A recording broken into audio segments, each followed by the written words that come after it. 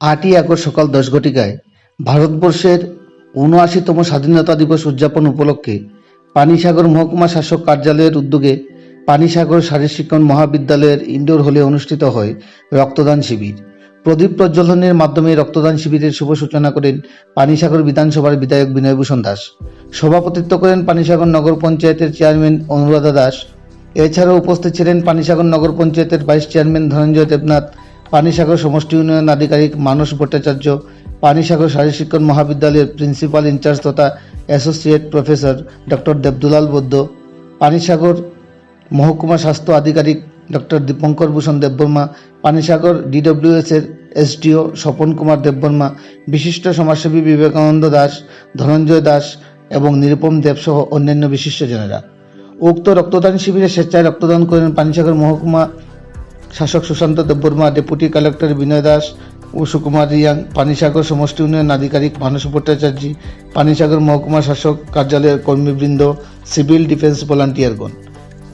রক্তদান মহৎদান এই স্লোগানকে পাথেয় করে মহকুমা শাসকের আহ্বানে সাড়া দিয়ে উক্ত রক্তদান দিবসে মোট 48 জন রক্তদাতা স্বেচ্ছায় রক্তদান করেন। রক্তদান শিবিরে অংশগ্রহণকারী রক্তদাতাদের মধ্য থেকে বিগত দিনে অধিক রক্তদাতাদের চিহ্নিত করে প্রত্যেককেই বিশেষ সম্মাননা প্রদর্শন করা হয়। এক ফোঁটা রক্তের অভাবে একজন মুমূর্ষ রোগীকে আর যেন ওখানে পৃথিবী থেকে ছেড়ে যেতে না হয়, এজন্যই রাজ্য সরকারি এবং বেসরকারি উদ্যোগে এই ধরনের রক্তদানের আয়োজন করা হয়। আগামী দিনে এই ধরনের রক্তদান শিবির সহ রক্তদানে এগিয়ে আসতে বর্তমান যুব প্রজন্মকে আহ্বান জানান উপস্থিত অতিথিরা। স্বাধীনতা দিবস উদযাপন উপলক্ষে পানিসাগর মহকুমা প্রশাসনের উদ্যোগে রক্তদান শিবিরকে ঘিরে গোটা পানিসাগর মহকুমা জুড়ে রক্তদাতাদের মধ্যে উৎসাহ উদ্দীপনা পরিলক্ষিত হয়। পানিসাগর থেকে নিজস্ব প্রতিনিধি রিপোর্ট, শ্যামলী ত্রিপুরা। রক্তদান একটা মহৎ দান। রক্ত ছাড়া মানুষের জীবন থাকে না, সেটা আমি আমার জীবন দিয়ে উপলব্ধি করেছি। কিছুদিন আগে চেন্নাইতে আমার বাইপাস হার্ট সার্জারি হয়েছে, 2 ইউনিট ব্লাড দিতে হয়েছে। তখন ওইখানে তামিল 2 ভদ্রলোক ব্লাড দিয়েছেন। তা আমার সাথে যখন দেখা হয় পরবর্তীকালে, আমি বলছিলাম একটু টাকা নেওয়ার জন্য। ওনারা বলছিলেন আমরা ডোনেটর, সেলার নয়, ব্লাড আমরা বিক্রি করি না। কত মহৎ ব্যক্তি! আমরা রক্তদান করি। তখন যদি আমাকে কেউ রক্ত না দিত তাহলে হয়তো এখানে আসতে পারতাম। এত গুরুত্বপূর্ণ বিষয়টা। আমি ধন্যবাদ জানাই মহকুমা প্রশাসনকে, ওনাদের উদ্যোগে আজকে এই ক্যাম্প চলছে আমাদের এখানে, এবং হেলথ ডিপার্টমেন্টের যারা ব্লাড নিচ্ছেন সবাইকে আমার আন্তরিক শুভেচ্ছা জানাই।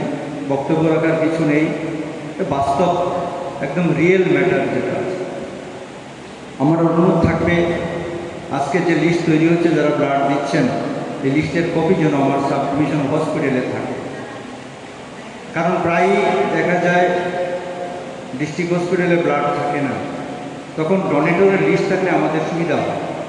আমরা তখন হসপিটালে পাঠিয়ে দিই, দেখো এই গ্রুপের ব্লাডটা কার আছে, ফোন নাম্বার থাকবে, অবশ্যই ফোন নাম্বার রাখবেন, তখন সুবিধা হয়।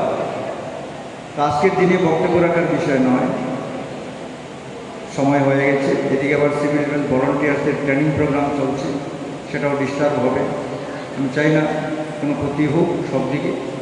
সবাইকে আমার আন্তরিক প্রীতীয় শুভেচ্ছা জানিয়ে আমার উদ্দেশ্য বিশিষ্ট ব্যক্তি বলব, আমার সামনে যারা আছেন, যারা রক্ত দেবেন এবং যারা হেলথ স্টাফ যারা রক্ত নেওয়ার জন্য প্রার্থনা করবেন, সবাইকে আমার আন্তরিক শুভেচ্ছা অভিনন্দন। আসলে বিশেষ করে আমরা সবাই জানি রক্তদান এটা মহৎ এরপর দান। এই দান আমরা সবাই করা উচিত, কারণ রক্ত আমরা বাজারে পাই না, রক্ত তো বাজারে তৈরি হয় না। বিজ্ঞান যতই উন্নত হোক, রক্ত কিন্তু এখনো সেইভাবে তৈরি করতে পারা যায় না। যে কমার্শিয়ালি যেগুলি তৈরি পদ্ধতি চলছে, যেগুলি সাংঘাতিক দাম, অনেক বেশি, এত বেশি দাম পড়বে, সেগুলো আমাদের পক্ষে সম্ভব না যে রক্ত কিনে রক্ত দেওয়া, এবং ওই তৈরি করা রক্ত সেই রকম উপাদান যে আমাদের শরীরের যে বিভিন্ন উপাদানগুলি সেগুলো থাকে না।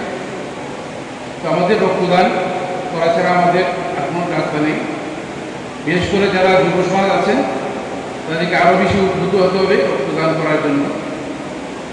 আমাদের ডিস্ট্রিক্ট হসপিটাল থেকে আমরা প্রতিদিন প্রায় 12 থেকে 15 ইউনিট রক্ত আমাদের প্রতিদিন আমরা ডিস্ট্রিবিউট করতে হয়। শুধু এই ডিস্ট্রিবিউশনটা আমরা শুধু ডিস্ট্রিক্ট হসপিটাল মধ্যেই সীমাবদ্ধ থাকে না, সেটা আমাদের যে পার্শ্ববর্তী রাজ্য সেখানে মাগন্ধ হসপিটাল সেখানেও আমরা এখান থেকে আমরা সাপ্লাই করি।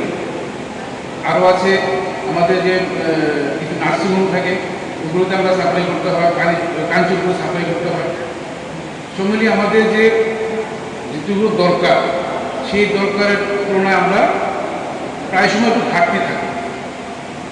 দেখুন, আমরা যে নর্থ ডিস্ট্রিক্টের আমরা যদি পপুলেশন আমরা যদি চিন্তা করি, পপুলেশন হচ্ছে আমাদের 5.5 থেকে 6 লক্ষ।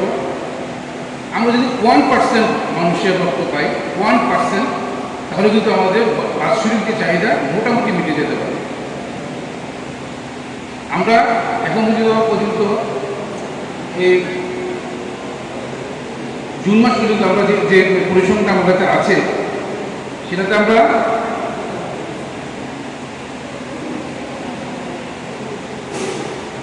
মাত্র যদি আমরা 450 ইউনিট ধরি, ইয়ারলি আমরা 5400 ইউনিট যদি অ্যাভারেজ আমরা করি, সেই ইউনিট এরকমভাবে আমরা যদি বিভিন্ন জায়গায় ছোটো ছোটো ক্যাম্প করতে পারি, একসঙ্গে যে খুব বেশি করতে পারি সেটা আমরা যদি ঘন ঘন ক্যাম্প করতে পারি, তাহলে আমাদের রক্তের যে ঘাটতি থাকে এটা আমরা মেটাতে পারি। সুতরাং আমি সবাইকে অনুরোধ করবো, যারা বিশেষ করে ইয়াং 18 থেকে 60 বছর পর্যন্ত আমরা বয়স নির্ধারণ করি, এবং থেকে আরও বেশি উদ্বুদ্ধ হতে হবে, আত্মসচেতনতার দরকার আছে আমাদের। তাহলে কি আমাদের যে ঘাটতিগুলি হয় এগুলি আমরা সহজে মেটাতে পারব।